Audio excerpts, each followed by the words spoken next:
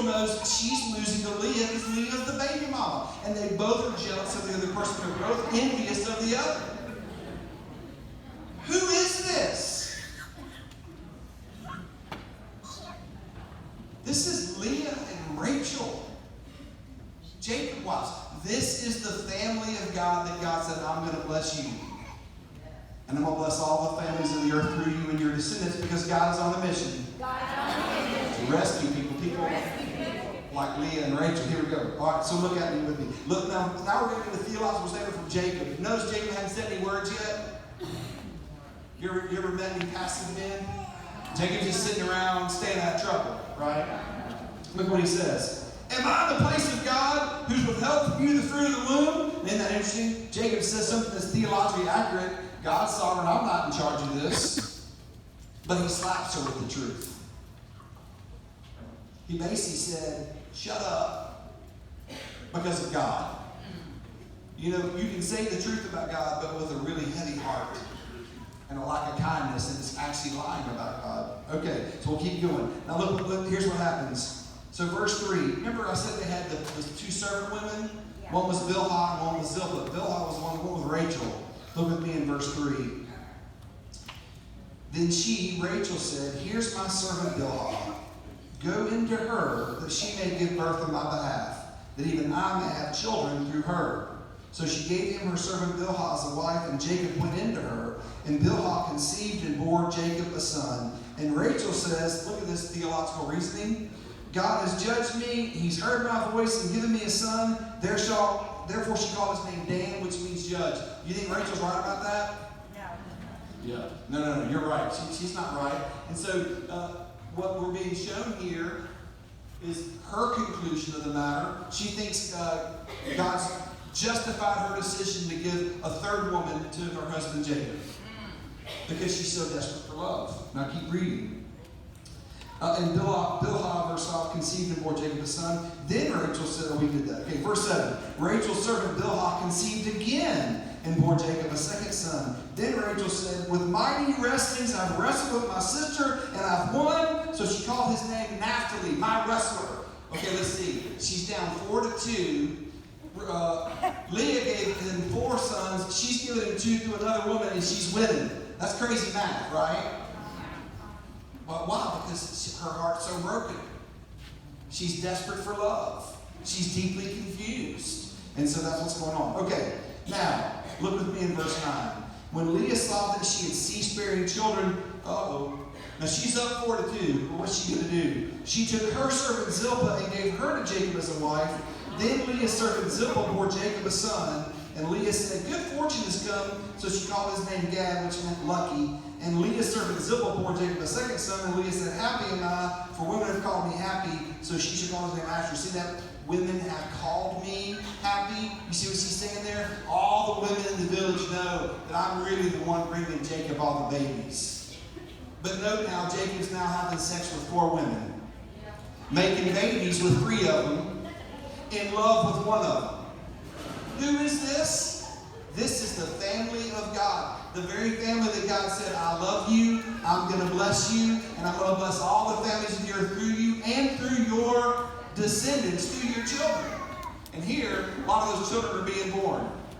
We're actually seeing the faithfulness of God unfold in the midst of all their chaos. Have you ever seen God's goodness and faithfulness unfold in the midst of a whole lot of sadness and chaos? Why? Because it's the same God.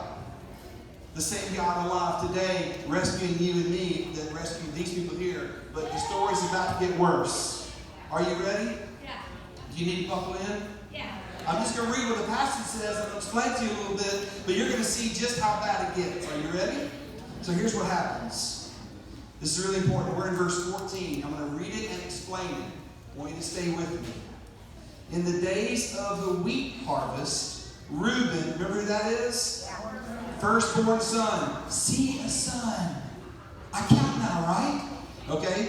Reuben, the firstborn son, remember, he went out and found mandrakes in the field and brought them to his mother Leah. Pause right there. In the ancient world, here's what they believed about mandrakes. They believed that mandrakes were aphrodisiacs. They helped you get ready to make babies. And they also believed they were fertility drugs. So they helped you have babies. And they also might have been hallucinogenic. So basically, somebody was going to get high, ready, and hopefully have a baby. That's what's going on in the passage. I'm not making that up. Okay. So guess what happens next, right? Remember? Reuben goes out in the field and finds mandrakes, aphrodisiacs, fertility drugs. Who's going to want those? Stage. Who's going to want those? Leah's already had 4 babies and 2 more for the servant woman, but Rachel hadn't had any babies yet. So Rachel is going to want those fertility drugs. So look at the story. Look what happens. Then Rachel said to Leah, "Please give me some of your son's mandrakes." But she said to her, "Is it a small matter that you've taken away my husband?" You see it right there, right? There's Leah's heart. Is it a small matter that my husband loves you? Is it a small matter that my husband always chooses you? Is it a small matter that I don't have my husband's heart?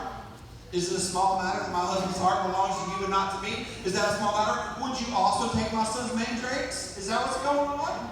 And look what happens. Rachel said, "Then he may lie with you tonight in exchange for your son's mandrakes." Hold up. What did Rachel just say? "I will pin them out to you for your fertility drugs." That's what it says. "Then he may sleep with you tonight for your son's mandrakes." Rachel is offering to pimp Jacob out for fertility drugs. That's what's happening in the passage. Who is this? This is God's family, rescued by the grace of God, because God is on a mission to rescue people, broken people, sad people, desperate people, people like you and people like me. Amen. So listen, how is this going to work? Let's see if it works. Verse 16. When Jacob came from the field in the evening, Leah went out to meet him and said, "You must come into me tonight, for I have hired you with my son's mandrakes." I didn't make that up. It's in the passage. I didn't make that up. Hello.